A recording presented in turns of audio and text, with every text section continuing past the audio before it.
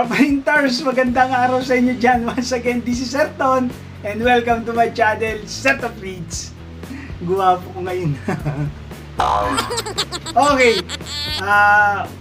mabilisan kagad. Diretso tayo dito sa presentation natin sa video tutorial natin for today.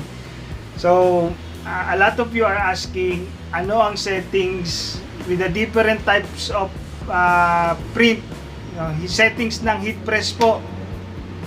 Maraming nalilito, lalo na doon sa mga baguhan, kasi paiba-iba daw yung settings. Hindi mahuli or hindi nila makuha ano yung tamang settings ng heat press nila. Actually, ang heat press po is iba-iba talaga ang settings. Magdedepende na lang yan kung ano gamit yung heat press, ano yung material na ipipress ninyo.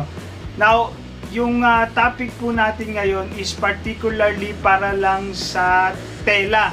Okay, yung mapa t-shirt man yan, mapa bag man yan, basta ang ipipress natin or ang ibigay ko na settings is para po sa mga tela. Okay? Dito tayo sa aking ni-ready ko na kasi ang hirap po mag-explain ng paisa-isa. Ginawan ko siya ng table para madali nyong maintindihan. Prove! Dito tayo. Tututo ko yung camera dito. Tentenenen, tenenen, tentenenen. Yan. Ginanito ko na lang dahil mas madaling i-explain, no? Tutok ka. So, nilista ko dito ano yung print type na pwede nyong gamitin. Ito yung mga by the way, ano po ito disclaimer, ito yung mga nagamit ko na. Ibig sabihin, na-try ko na itong mga to, ito yung settings na ginagamit ko. Magdedepende pa rin yan sa heat press na gagamitin niyo. Okay? So, explain ko paano siya ginagamit. So, we have the different types of print process. So, makikita nyo naman, yung mga nailista ko dito, sublimation, LTP, sublimelt, DTP, vinyl or heat transfer vinyl, printable heat transfer vinyl. Ito yung gumagamit ng Ecosol ink, no? Tapos direct to film, yung sikat na sikat ngayon, DTF. Okay? So different types of print sa tela, okay? Particularly t-shirt or mga bags. And then we have the three types nung pagpe-press. May pre-press, may full press, and may cure press or curing press. Okay, ano difference ng tatlo? Pre-press nilagay ko dito sa fabric. Ibig sabihin, ang pini-pre-press lang po yung tela or yung fabric. Okay? After the pre-press, gagawin mo yung full press with the design. Okay, hindi lang yung tela, kasama na yung design. That is full press. Okay? And then you have the cure press or curing press. Optional po ito. Okay, kasi yung iba hindi gumagamit ng curing press, hindi nagko-cure press. Ako, nagko-cure press ako. Kaya sinabi ko dito, optional. Okay? Now, mapapansin nyo, merong degrees Celsius, degrees Fahrenheit. Dalawa yung table niya, yung column niya per kind of press. Bakit? Kasi hindi lahat ng heat press naka-degrees Celsius, hindi rin lahat naka-degrees Fahrenheit.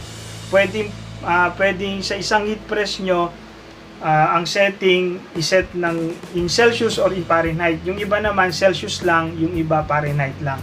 So para hindi mahirap, ginawa ko na dalawa yung column for the table. Okay? Now, for example, no, example muna, no? Pre-press fabric sa sublimation. Nakalagay sa akin dito 200 degrees in Celsius. Tapos 3 seconds.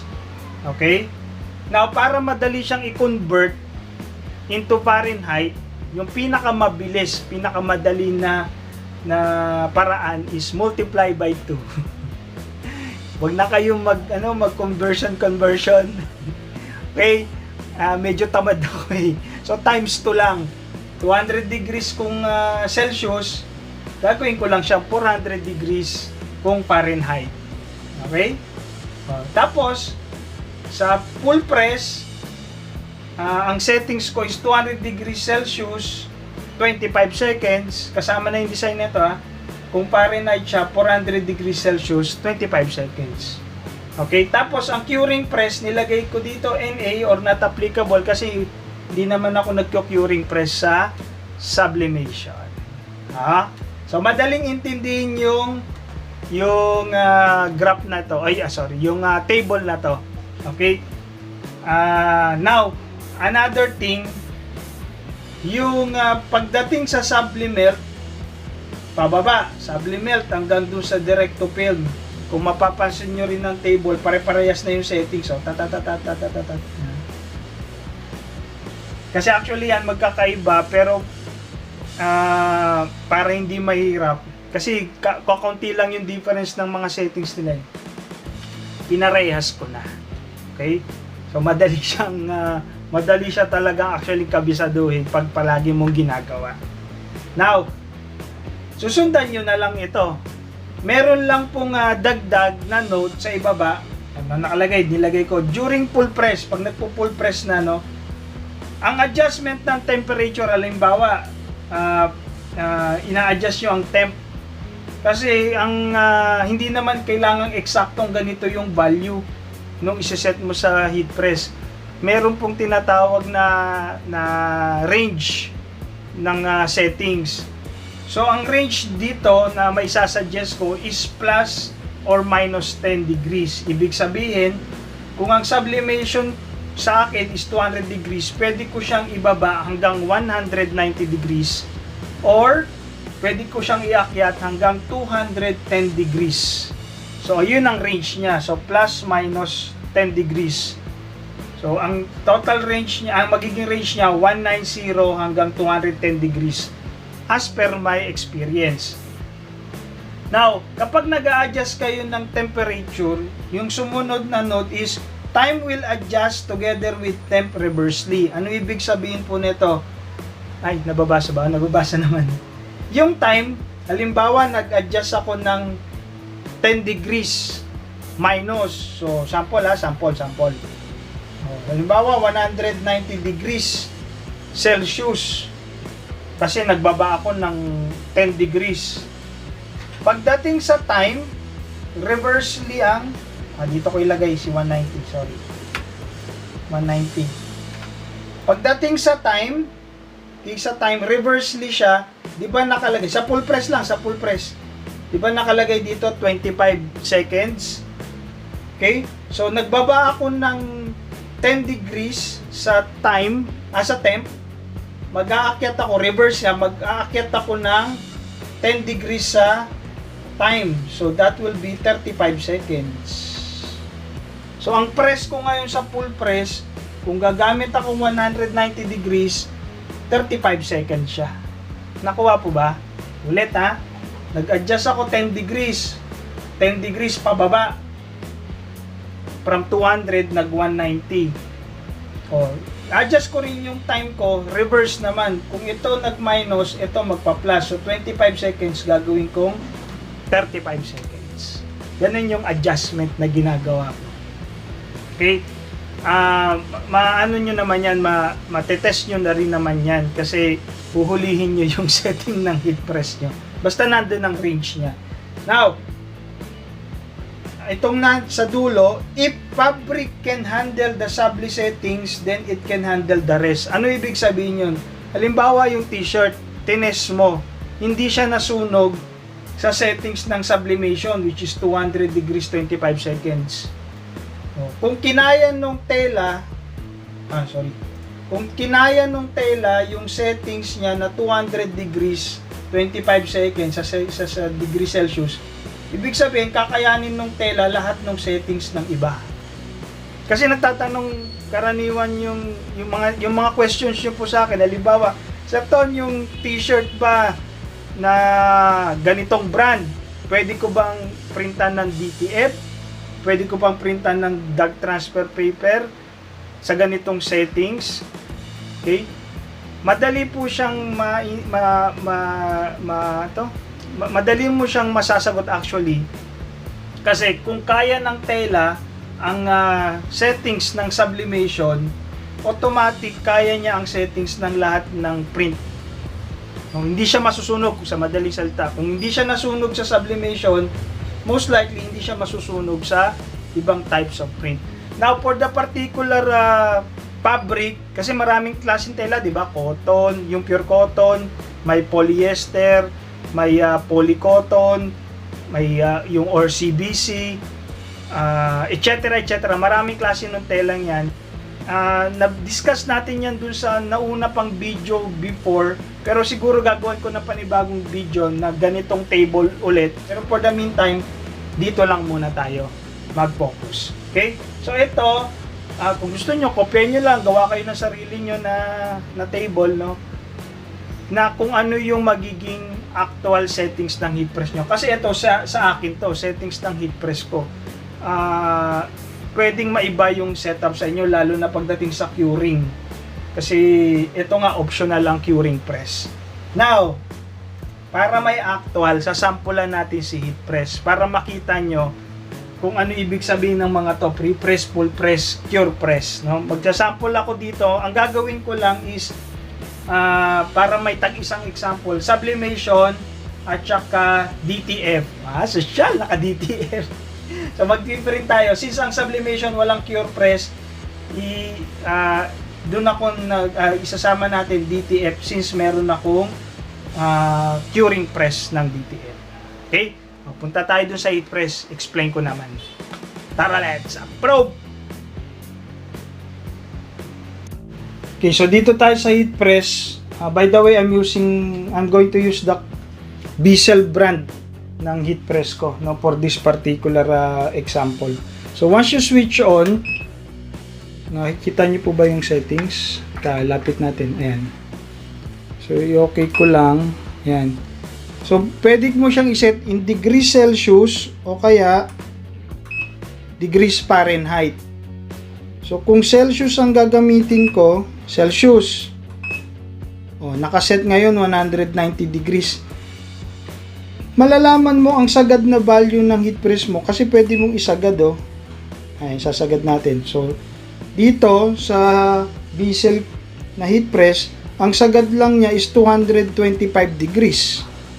Okay? Pero kung ipa-Fahrenheit ko to, Fahrenheit, ang sagad na value niya is 437. So actually hindi nyo kailangang manghula ng sagad na settings kasi yung heat press mismo sasabihin niya ano yung sagad na pwede mong iset. So ang gagamitin ko ay baba tayo. Magsi-Celsius ako. Celsius. Tapos okay. Set lang natin 200 degrees Celsius. Okay, tapos ang timer ko kasi sa sublimation since Bissell ito 20 lang to, 20 seconds. Canvas naman yung ipipress natin Okay. So hintayin natin tong uminit. Now pagdating dun sa pressure niya, okay, kailangan nyo rin pong i-test kung gaano kabigat yung pressure ng heat press. So katulad nito, walang kalatoy-latoy. So you have to adjust, no? Since canvas ang ipipress ko for the sublimation, kuha tayo ng canvas for the meantime. Wait lang. Okay, na-adjust ko na to. Lagyan ko nung ating mahiwagang plywood, no? Now to adjust the press, yung bigat niya, yan, no? I-adjust nyo, hindi ubra yung sobrang gaan kasi pag magaan masyado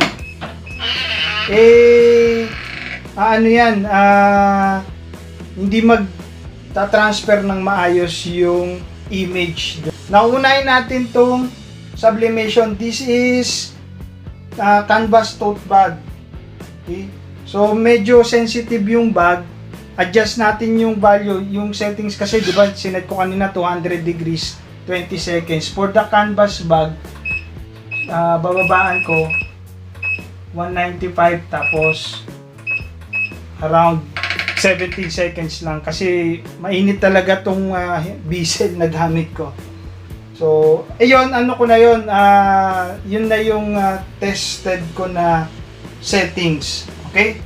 So, unahin natin yung pre-press. Pre-press is yung nakalagay dun sa value kanina, 200 degrees, 3 seconds. So, kahit hindi nyo na i-lock yung heat press, ididikit ko lang, bababa ko lang. 1, 2, 3. That is the pre-press. Yung tela lang ang pre-ness.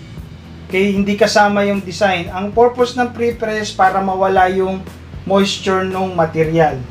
Okay, tapos lalagay natin ng design. Okay, this is for sample print only. So, sinarot yung ginamit ko.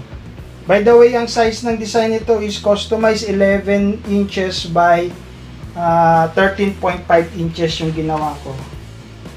So, isasagad lang natin sa tela. Okay.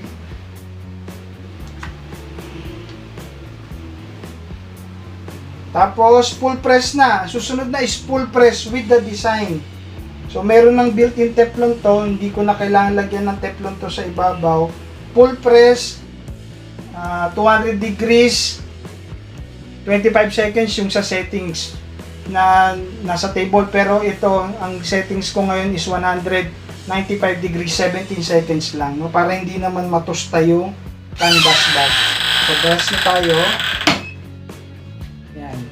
So malakas yung pressure niya, ibig sabihin mahigpit yung press. Ang kagandahan niyan, matatransfer ng maayos yung design dun sa tela. Okay, so tapos angat. Tchanan! Linaw, no? Mainit. So we have here, ito na siya. Mainit nga lang.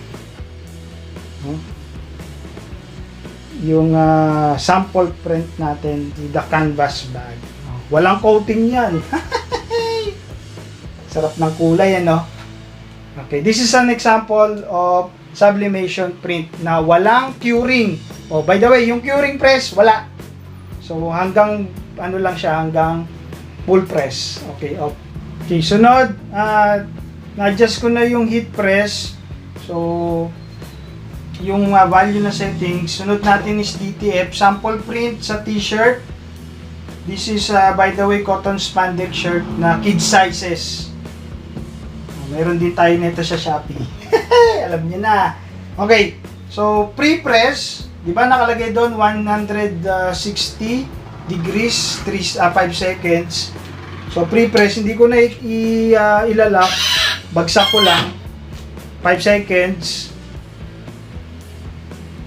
Okay. Angat. So, na-pre-press na yung tela. And then, we have here sample print again. This is DTF. Ang likod niya is white ink na may powder. Cured na to. So, ito yung design. Sample print, no? DTF. Direct to film. So, lagay natin yung design. Okay.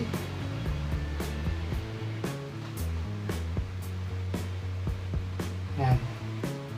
And then, full press. 160 15 or 160 10. No? Depende na po sa settings ng heat press nyo. So, I'm doing 160 10 seconds lang.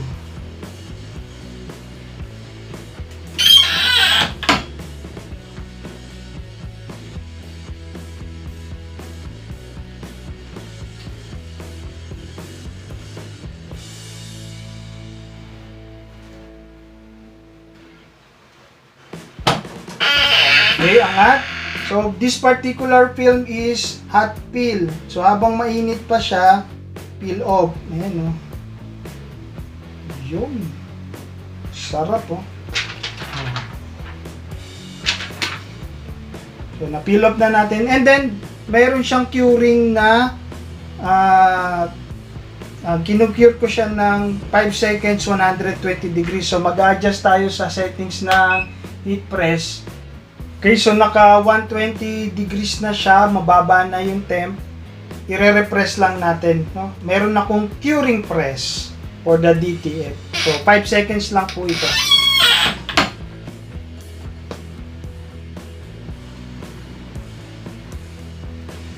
Okay, angat. Yun. So, sold na yan. Ayan. This is DTF, no? Kahit i-stretch natin yan, walang crack.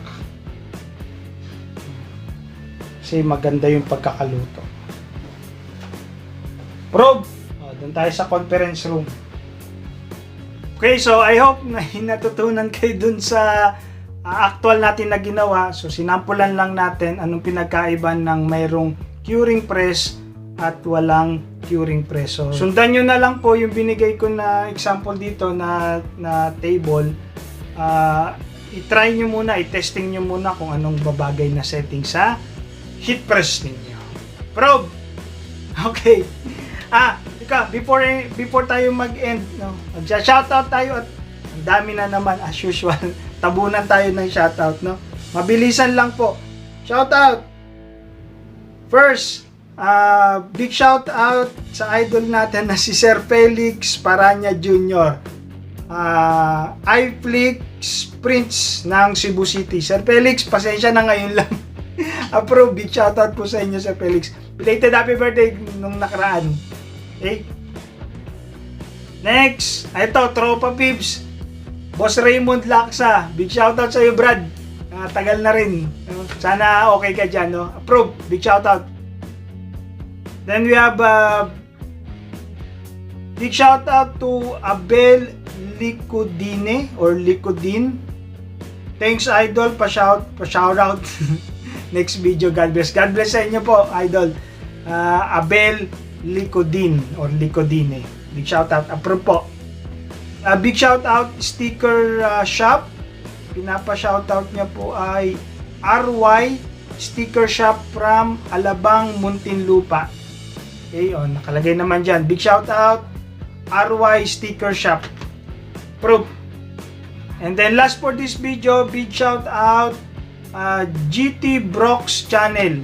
Bago lang daw siya sa t-shirt printing business natin, no? Big shoutout po, GT Brox Channel. Probe! Okay, so hanggang sa muli po, this is Sir Ton. Kung di pa kayo subscriber, ano pang hinihintay nyo? Click nyo lang po yung subscribe button na dyan sa gilid together with the notification bell para lagi kayong updated sa mga next tutorial videos natin. Thank you, bye-bye! Approve!